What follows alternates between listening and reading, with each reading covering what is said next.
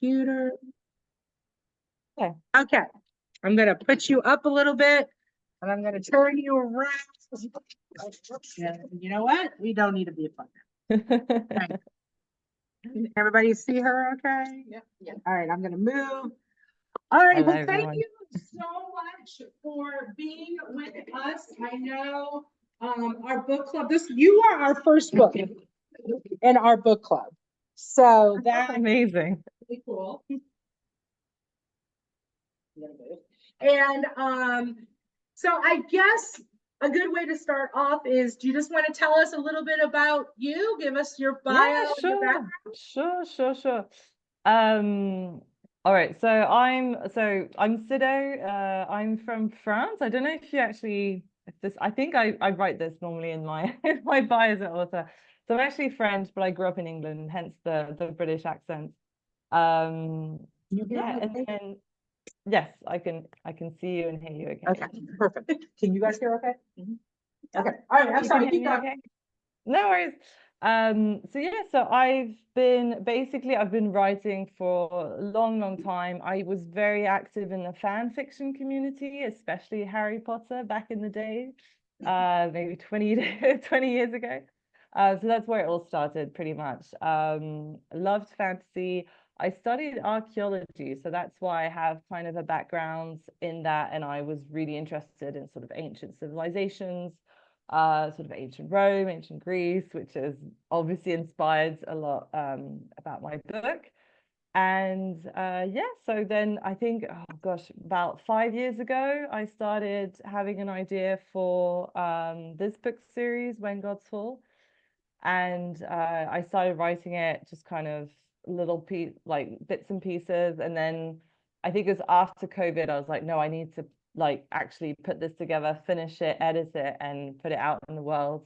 I had a few friends who become indie authors by that point and who were just kind of pushing me and telling me, yeah, you should do this.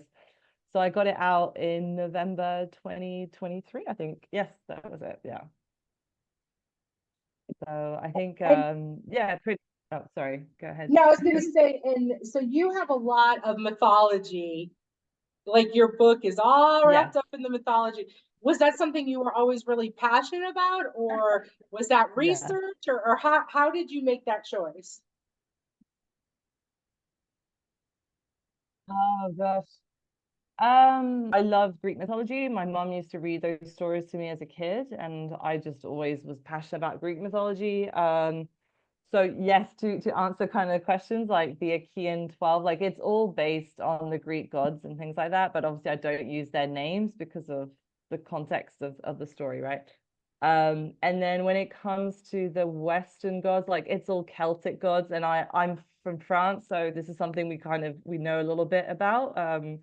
Just from school, like we learn about obviously our past and like the Celtic tribes here and the gods they used to worship and that kind of thing, just sort of general culture. And then yeah, and I've got like I think I've got and then I've got the like I decided not to how to say it, incorporate the Roman Empire, just change it a little bit, and I went with Etruscans. So I'm guessing it's probably very they're probably not very well known, I think, in the US, but Etruscan culture is just like another culture that used to exist before the Romans, and I think a lot of Europeans will know of them, but they're not so famous outside of Europe. So it was kind of interesting to add them and their gods. So like Laran, the god of war. I just wanted like something that wasn't so well known, so that because I feel like Greek gods and Roman gods are used a lot. So I just wanted to come up, use a different mythology and maybe have readers who might be interested and look into it afterwards. I love it. I love it. So how long did you okay, so first of all, how long did it take you to write When Gods Fall? Oh gosh. So from the moment I started writing to publication, it took 5 years. But I wasn't writing for 5 years. So I wrote it, I think it took a couple of years to write it.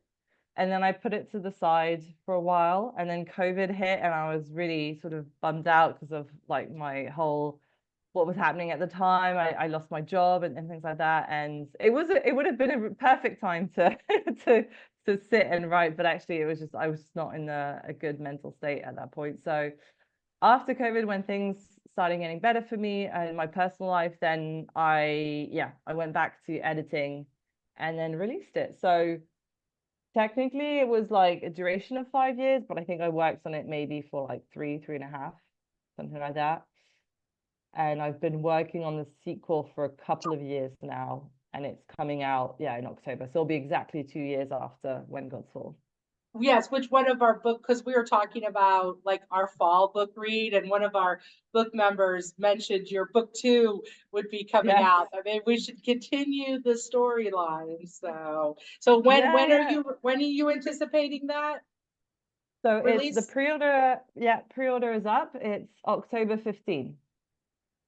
So there you go. So if you guys want to put it as a November read, maybe that would be it'll be available mid-October. So Okay, yeah, and it'll be it'll be a fun read. I think when I wrote When Gods Fall, I wasn't as aware as I am now, I would say, in terms of reader expectations, sort of the book talk or bookstagram, all those like the tropes and how things are in fantasy. And I think book 2 is a little bit more coded as more romance as well. So well, I'm we like excited that. to share it. Yeah. And Exactly. then I saw your post and I shared it with everybody that right now When Gods Fall is on sale and the prequel is free, which I've already gotten, by the way. I cannot wait to read it. Now, did you do the prequel before When Gods Fall, or did you do that after you wrote When Gods Fall? No, I wrote it after, and I actually recommend, reading it after When Gods Fall, because there's a little bit of a couple of spoily things. So Stolen Fates, the prequel novella, it was just a way for me to put something out because I knew that book 2 would take a while, and I put it out 3 months after having a baby, so it was pretty epic. I had it all in my head because when I released When Gods Fall, I was 8 months pregnant, so I gave birth the following January, and then in April last year I released Stolen Fate. So it's 4 chapters only. Each chapter is from one of the main characters' point of view. So there's Elena, Cattell, Nick, and Lucas. And I think what's interesting is that Elena and Cattell's chapters tell the story of what happened with it's like 5 years before When Gods Fall. It tells the story of when Cattell was almost married, and then her best friend was taken instead. Yes. Yeah. So it tells that story. Nick's chapter is like, how did he get captured and put into the arena? Oh, cool. How did he end up there? And then Lucas's story is, how did he end up with the slavers, where he meets the sisters? Like, how did he end up there as well?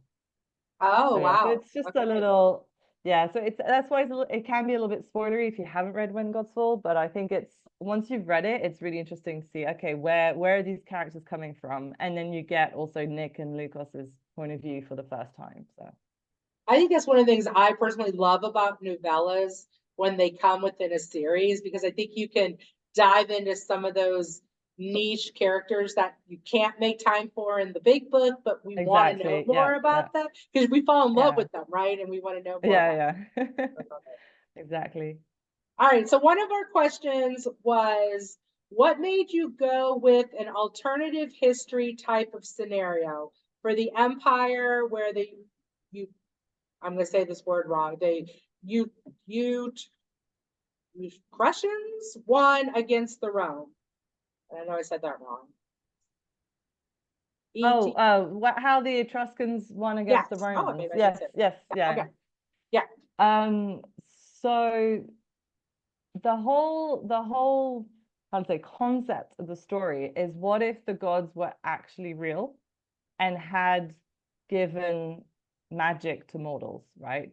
How would that, and like in my mind I was like, okay, how would the world be different than in ancient times? How would it, like, basically they're like, how would it have been affected? And so I was just thinking, okay, well, perhaps perhaps this civilization wouldn't have won against this kingdom, or I wanted to kind of shift the world a little bit. And that's why the map, if you look at the map I have, it's clearly Europe, but it's not exact. It's not very it's not exact. The coastlines are a little bit different. Everything's a little bit different. The names are a bit different. Yeah, so it is still pretty much what we know, but everything's a little bit different. So that's why Athens is not mentioned, and the main the main kingdom of Greece is Megara. So Megara is a little city that's right next to Athens, but it never got to become a great city because it was completely overshadowed by Athens that's next to it. And I was like, okay, well, let's switch it. What if Megara was the big city, right? And what if, I don't know if you know about Greek mythology, but there's always been like Athena and Poseidon were waging war to be like the patron god of Athens. And I was like, well, what if Poseidon won instead of Athena, and he gets Megara? So it's just like it's tiny little shifts like that made it kind of interesting in the world. So I decided, okay, well, what if the Etruscans won instead of the Romans? It was just a stroke of luck that the Romans at that time won the war and then grew into this empire. A lot of their culture comes from the Etruscans, actually, like everything to do with gladiator fights, all their gods, pretty much like their pantheon and everything, like their religions, a lot of it comes from the Etruscans. So it was just interesting to kind of introduce that. But yeah, it is the concept of the book. It's like, okay, what if back in the day, so this is like, sorry, it's like Mesopotamia. I don't know if you remember the prologue about the goddess who fell in love with a shepherd and she's the first one to gift. It's actually all from sort of Mesopotamian times, so like the very early civilizations. And then what kind of consequences would we see throughout history, basically? I hope that answers the question. You guys have, before I keep going, I want to check in, make sure you guys are good. Yeah. Okay. All right. Love it. Love it. Love it. So, one of the comments that was sent in was they felt you did such a good job with, really highlighting your main characters, right? The people that are moving the story, but we also connected with those sub characters a lot, especially in the arena, with the fighting and stuff like that. And that can be a really hard thing to build those connections with those sub characters that are maybe only going to be around a couple chapters, and the bad things happen to them. So how, the question is, how in your writing style did you work that out? Because that can be a really difficult thing to do, where you didn't overload us, but yet you give us just the right amount of balance. Oh my gosh. I think that comes from a good editor. So I probably overwrote a lot. And then my editor was like, no, you have to, there's only so much. This is the difficulty of When Gods Fall, is that it's pretty much two books in one, right? Because you've got both sisters and they're obviously they're together for the first 16 chapters, but then they go on their separate journey and they meet other characters. And if I detailed every character, it would be impossible. So thankfully, a lot of these characters come back in book 2, so we find out a little bit more every time about them. But yeah, I think it does come from a good editor who's able to help me pinpoint like what details are needed, what's not needed, what advances the plot or not, basically. So what's important, it is important to give Sinope, the Amazon, it was important to give her enough time to really be developed, to develop that friendship with Cattell, and then to find out about her background and what had happened to her with the Blood Wolf. Because obviously he's then relevant to Elena's storyline and what's happens afterwards, right, with the Blood Wolf.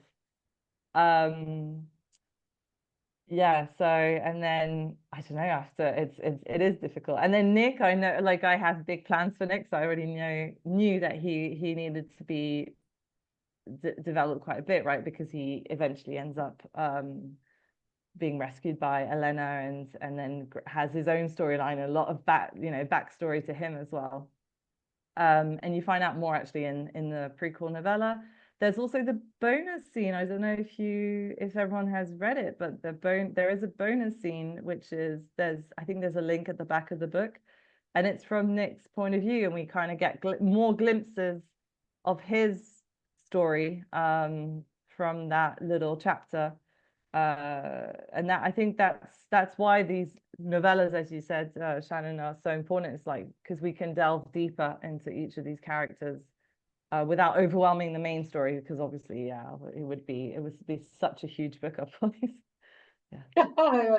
So one of the things that it came up as a question, but we talked about a lot, was at the beginning of the book, there is the witch that lives in the woods. Yeah, yeah. There's the witch that lives in the woods that they go to help. We have been waiting the whole book to find her again, and she has just not come back around. Are we ever going to meet her again? Oh my gosh, I think you guys have a point. Like, no, she's not. I mean, you have such a good point. In my mind, she was like, yeah, she was just that one-off character in chapter 1, but we're obsessed. I did see some comments saying, is she coming back? Go into the Discord channel. You said you weren't going to read anything outside of the author channel. I did have it's all over. People are like, and then there's this, I got to read this one to you. There's this one scene. Hold on, let me find it. Yes, because I think when Phoebe arrives at the end, a lot of you were expecting it to be the healer. I think I saw that. Yeah. And I was like, oh, that's such a good idea. That would have been a really good idea. So one of our I know. Wrote, when the fox was leading Elena to the campfire, and someone said, "Welcome, Elena. I've been searching for you for some time." My immediate thought was, finally, all caps, the marked healer woods witch from chapter 1 reappears. Ha ha, it was just an Amazon.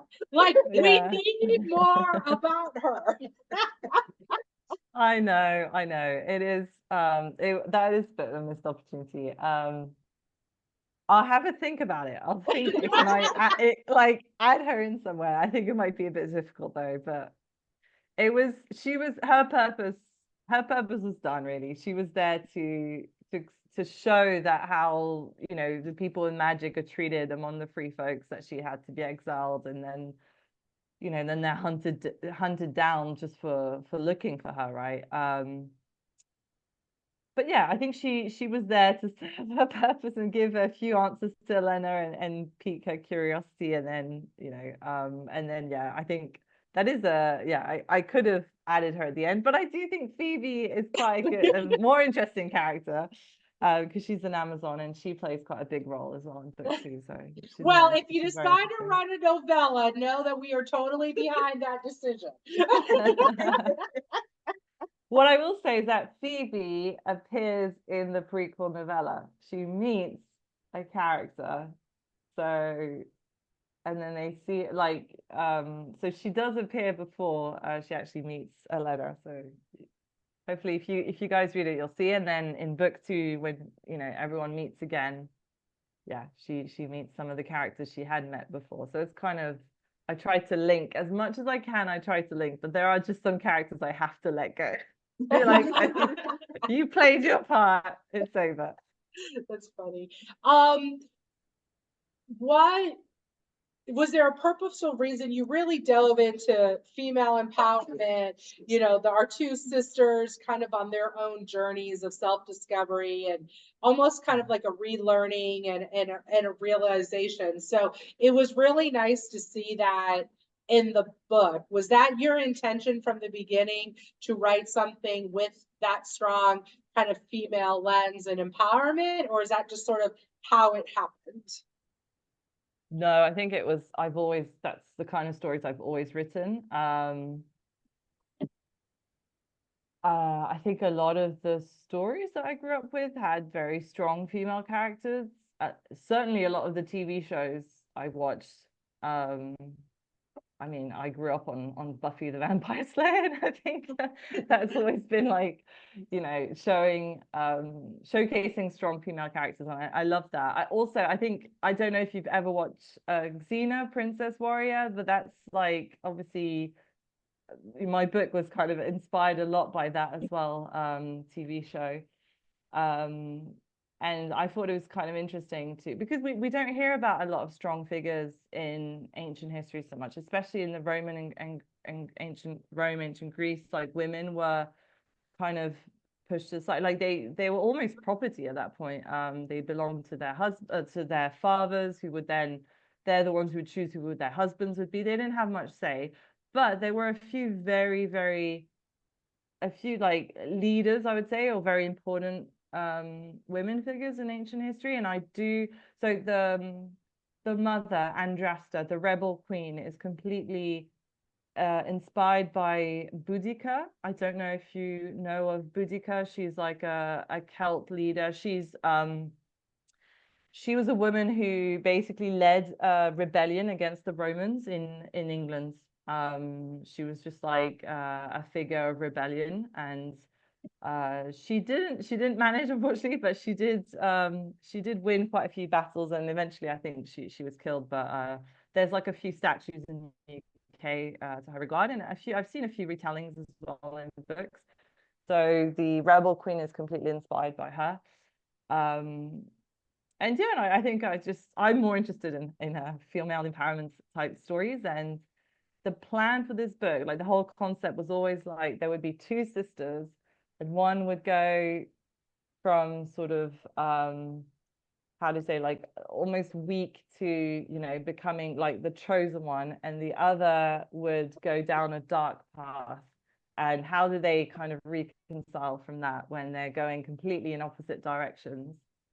um yeah, so that's where we end up right at the end of book one. We've got them both convinced they know what's better or what's happening in the world. Both told very different stories. And then book two, obviously, I mean, you know, like the title's called When Sisters Collide, right? So you can imagine what, when they come back together, how it doesn't, you know, they can't recognize each other anymore. I think that was the general consensus, that people really loved the ending, that you answered enough questions to leave us satisfied, but yet there were enough like what to keep us like wanting more. So was that kind of your plan, to be able to wrap some things up but keep us wanting more? Was that your editor again? like how did you get to that ending?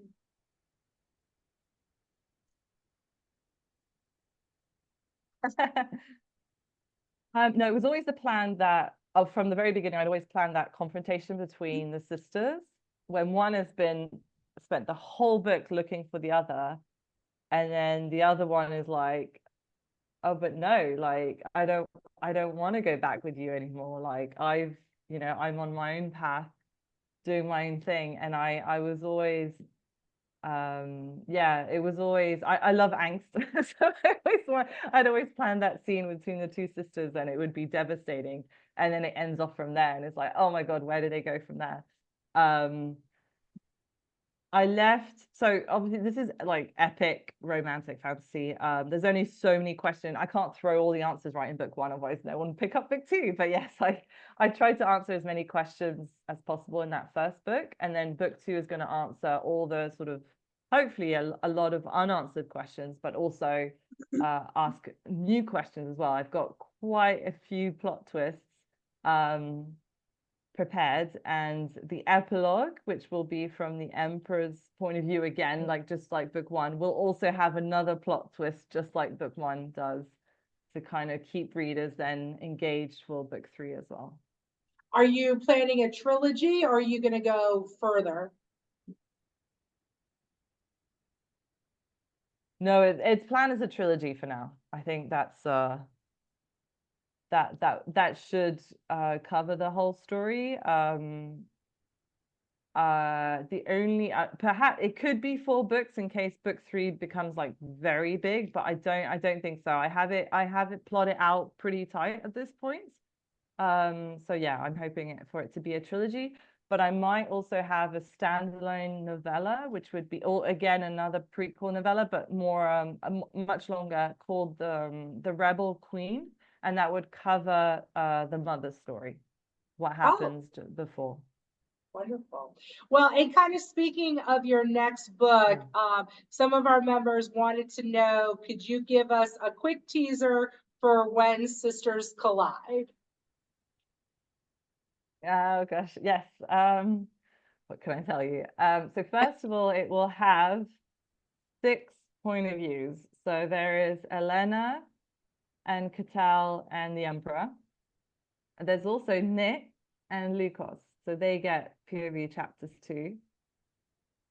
What can I tell you? There is going to be there'll be romance for sure. Maybe perhaps maybe not between the characters you were expecting.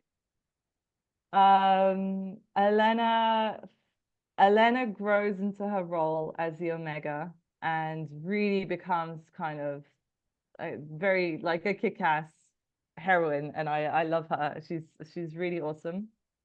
I introduced the theme of soulmates in book 2, because the idea of soulmates actually comes from Greek mythology. So I have kind of dropped some teasers in book 1. I talk a lot about how the souls are like, they can feel things or deep to their soul. So it's very small teasers in book 1, but in book 2 they build upon that.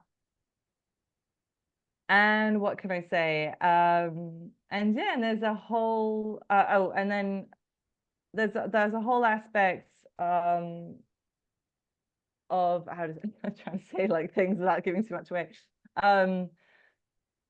Elena and Lukos will meet again, of course. I mean, we all know where that's going.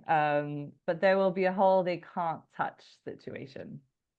As you can imagine, Lukos kind of despises the gods. He's not very reverent in terms, like with the North Wind hit the god who has gifted him. So there's going to be a situation there, and then suddenly he won't be able to touch people, and yeah, there's going to be a lot of more angst and tension and yearning between them because obviously they won't be able to touch. Yeah, so that's what I'll say. And of course, the sisters will meet again. They're actually going to meet pretty early on in the book, like I think it's around like 20 chapters in, they'll meet again.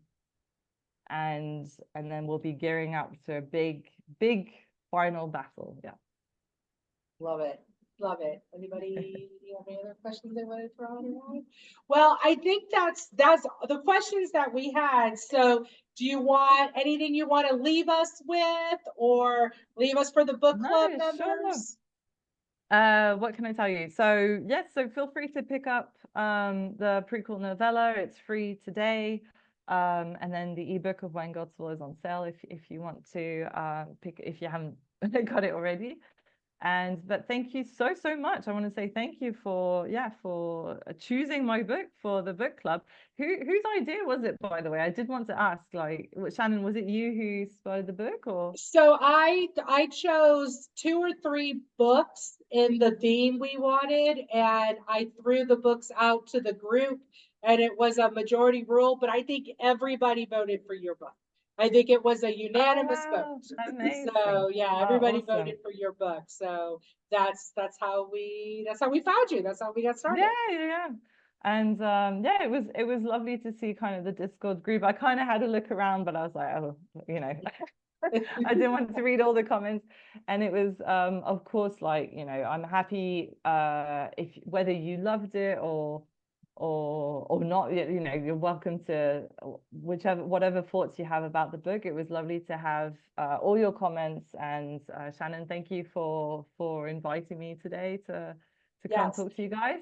I hope you liked the goodies that I sent, and it was great to see, be able to send you all of that, like the bookmarks and the art prints and everything. Yes, thank you so much for those. Everybody loved it. The character art and the new character art you've been teasing on your Facebook page. It's so nice. So yeah, everybody really They loved it. And we appreciate you. We Awesome. appreciate you being answering questions and being part of the group. It was a lot of Yeah, no our worries. members said it was fun not only to read the book, be able to ask the author questions or get feedback as we were going. Yeah, That was course. really nice. And if you have any other more questions, feel free to, to message me in the Discord chat. The last thing I would say is in terms of art prints, I have an new art for book 2 that I've been sitting on for a few weeks now, and I was waiting to hit 100 pre-orders for When Sisters Collide. So I am at 97 right now. So if anyone's interested in having book 2 and would like to pre-order it, once I get 3 more, I will be sharing some more art. Wonderful. And And can they get that shared... information off your Facebook page for pre-order? Yes, exactly. I'll send you the link as well. It's up on Amazon if you search for it as well. But I'm happy to send you the link afterwards. Yeah, and please do. I'll share it with everybody. And then I do have a Kickstarter campaign starting soon. I think I shared it. So basically the art print that you saw of the goddess, the huntress, that's part of a Kickstarter campaign that's launching. And if you want, I can show you this. Can't really see it. Let me show you then. This is the special edition. Oh, wow. Oh, that's gorgeous. Yeah, so I'm sharing this a lot on social media right now. The campaign launches next week. So there you go. This is really for the readers who were clamoring for a hardback version of the book, which I don't have. I only have the paperback. And it has sprayed edges with the fox. So there you go. That's for our bookshelf trophy wall. Those are the books we buy for our bookshelf. Yes, that's gorgeous. So if you like, so inside it's got also so no one's seen this yet, so you can see it exclusively, but it does have, here you go, illustrated end papers. Wow. And then at the back as well. So do you recognize this scene? Yeah. Oh my gosh, that's gorgeous. There you go. Oh, so yeah, so I've worked with a bunch of artists. We've done like new chapter headings, that kind of thing. So yeah, and it'll be launching next week. So feel free to have a look at that. I don't know if you've ever joined like Kickstarter campaigns before, but yeah, it will be like available worldwide for shipping as well. Yeah, I've done Kickstarters before for that. Oh, so awesome. I'll definitely check into it. So thank you again. Thank you so much for not only being with us, but your amazing writing. And we've loved the book, and we definitely will keep in touch with the prequel. I'll start a Discord channel about the prequel so people read it, can talk about it, and then maybe we'll see. Well, maybe you'll be our fall, our late fall read for book number 2. Yeah, let me know. I'd be happy to join again and answer any questions at that point too. And yeah, feel free to message me if you read the prequel novella and you have thoughts. You can reach out anytime. I'm like through Facebook or Instagram. I'm always I'm pretty active on there. So all right. Awesome. Thank you. Thank you so much for having a day. Enjoy the rest of your day. See you then. Okay, bye-bye. Bye-bye.